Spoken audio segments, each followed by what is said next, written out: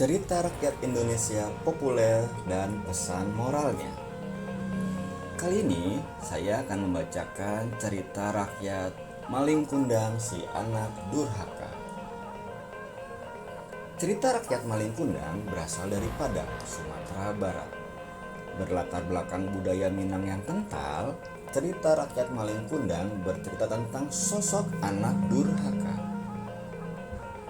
Dahulu, di sebuah dusun nelayan, tepatnya di Sumatera Barat, hiduplah seorang anak laki-laki bernama Malin Kundang. Ia tinggal bersama ibundanya Mande Rubiah. Sang ayah telah lama pergi meninggalkan ibu dan anak sematawayangnya itu. Malin tumbuh menjadi anak yang cerdas dan pemberani, tapi sedikit nakal. Mereka hidup serba kekurangan, sehingga suatu ketika saat Malin beranjak dewasa, ia berpikir untuk mencari peruntungan di negeri seberang. Dengan harapan nanti saat kembali ke kampung halaman, ia sudah menjadi saudagar kaya raya. Malin tertarik dengan ajakan seorang nahkoda kapal dagang yang dulunya miskin, sekarang sudah menjadi seorang yang kaya raya.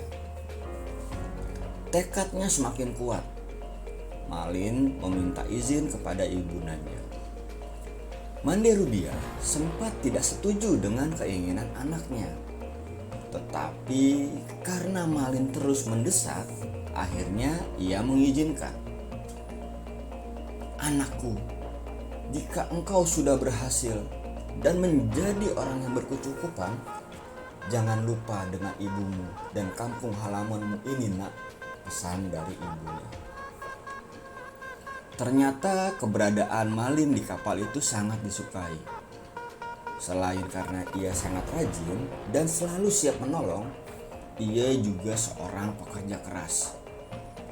Beberapa tahun berlalu, kini Malin telah menjadi seorang nahkoda yang mengepalai banyak kapal dagang. Ia pun berhasil memperistri seorang putri raja yang cantik jelita. Kabar kesuksesannya sampai kepada ibunda Malin. Setiap hari Mande Rubiah menyempatkan diri pergi ke dermaga, berharap bisa bertemu dengan putranya Malin. Suatu ketika sampailah kapal mereka di kampung tempat Malin dulu dibesarkan. Malin Kundang pun turun dari kapal, kemudian disambut oleh ibundanya.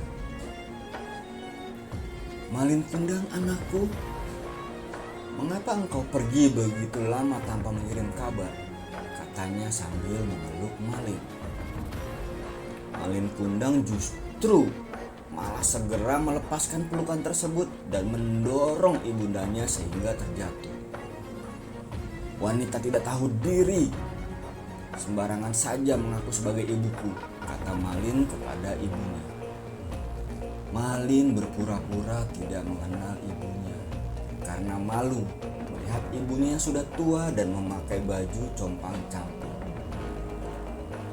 "Wanita itu ibumu?" tanya istri Malin. "Tidak, ia hanya seorang pengemis yang berpura-pura mengaku sebagai ibuku agar mendapatkan hartaku," sahut Malin. Melihat tingkah Malin yang congkak dan sombong di depan istrinya, Mande Rubiah sangat sakit hati. Ia melihat kapal anaknya yang bertolak dari pantai sambil berdoa dalam hatinya agar Tuhan menghukum anaknya. Tak lama setelah kapal itu bertolak, badai pun datang. Air laut yang bergelora menerjang dan membanting kapal besar yang sangat megah itu. Bangkai kapal berhamburan beserta isinya. Setelah kapal itu hancur, badai pun mereda. Selain serpihan pecahan kapal, di pantai itu terlihat sebuah batu karang yang mirip dengan sosok Malin yang sedang bersimpuh. Pesan moral dari cerita rakyat ini, Malin Kundang adalah anak yang menyakiti orang tuanya sehingga orang tuanya sakit hati dan berdoa.